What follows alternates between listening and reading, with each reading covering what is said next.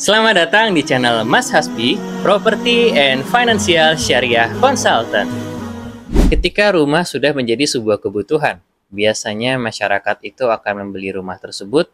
Kalau misalnya secara keuangan cash belum bisa, maka akan memilih KPR atau kredit pemilikan rumah.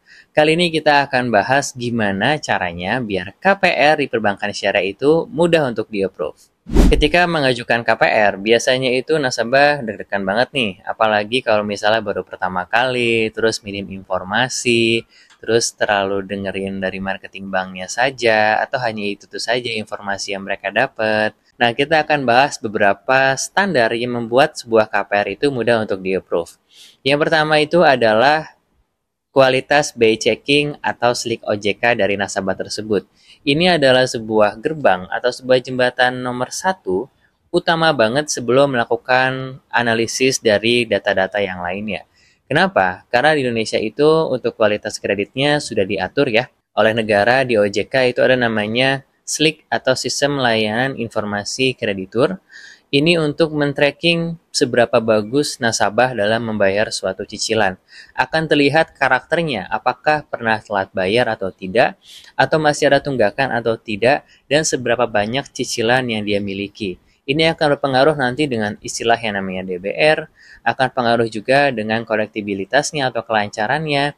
Jadi di BI checking itu ada sebuah 5 level untuk melakukan standarisasi kualitas kreditnya. Dan yang hanya akan di-approve itu adalah yang memiliki kolektibilitas 1 atau lancar atau on time membayar cicilan yang ada.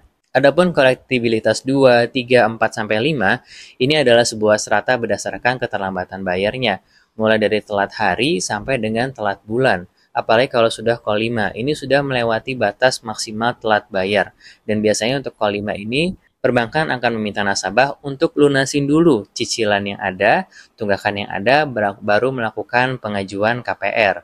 Itu pun tidak semua perbankan bisa langsung ya. Tidak cukup lunas hari itu besok pengajuan. Ada juga beberapa yang minta 6 bulan dulu baru bisa pengajuan.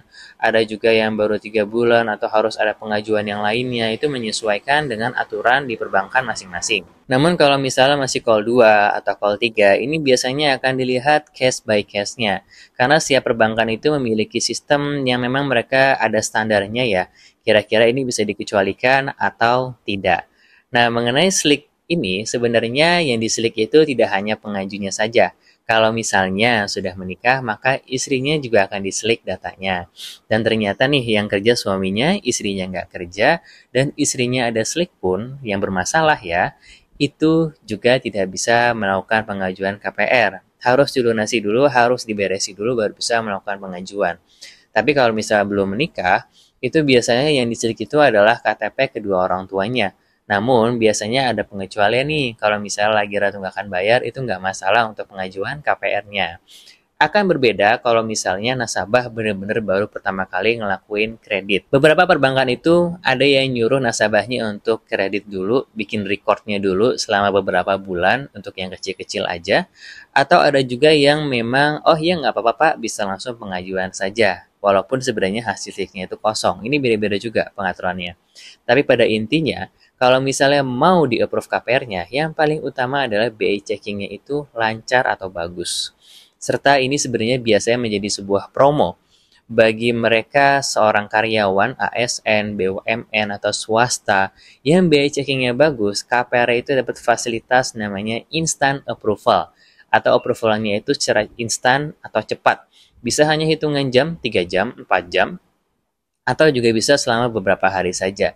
Itu benefitnya kalau BI checking-nya bagus. Merasa konten ini bermanfaat, Anda bebas share kepada keluarga maupun teman-teman Anda. Jangan lupa like and subscribe. Serta jika ada pertanyaan, Anda bisa tulis di kolom komentar.